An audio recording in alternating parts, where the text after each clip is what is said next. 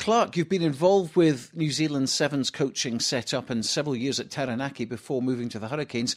Now, of course, promoted to assistant coach. Many congratulations on that. You must be absolutely thrilled with your achievements since moving over there. Yeah, thank you, Stuart. Obviously delighted to be going to be involved with the Hurricanes again for the next couple of seasons. Really enjoying my time here in Wellington and loving working with the team the last couple of years. So, yeah, obviously happy to be involved for the next 2 years coming. Great to see at least a couple of Borders coaches doing well internationally, with Richie Gray obviously involved with the Springboks, you in New Zealand as well. Fantastic achievement for both of you. What's your own long-term aim? Yeah, but it's great to see Richie involved with the Springboks. We keep in touch a little bit, so looking forward to catching up with them. The All Blacks play the Springboks here in Wellington in a few weeks' time, so as you say, it's great to see him involved at such a high level and looking forward to catching up with him when he's over here. Well, it's been quite a month for the Laidlaw family. Your promotion to assistant coach at the Hurricanes, your dad Roy, now president of Jed, and of course Greg Laidlaw and wife Rachel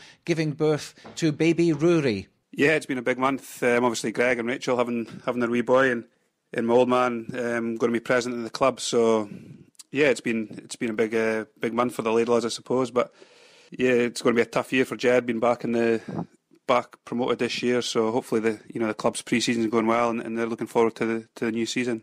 You obviously keep in touch with the Scottish rugby scene and events, particularly in the Borders. What are your own thoughts on Scottish rugby and Borders rugby at the moment from the outside looking in? Yeah, I think it's always difficult looking at Scottish rugby or Borders rugby from the other side of the world. You only really get to see what's in the media, and you obviously speak to some of the people back there, but I think, Scottish rugby's had some tough times. They've got some new coaches, hopefully with some new ideas. Obviously with Glasgow doing so well last season, there must be some good players in and around that team, and hopefully Edinburgh, producing some Scottish players that can complement those players as well as the players playing outside of Scotland. So it's, there's been some tough times, but everybody will be getting excited about the World Cup next year and hopefully prepping towards that.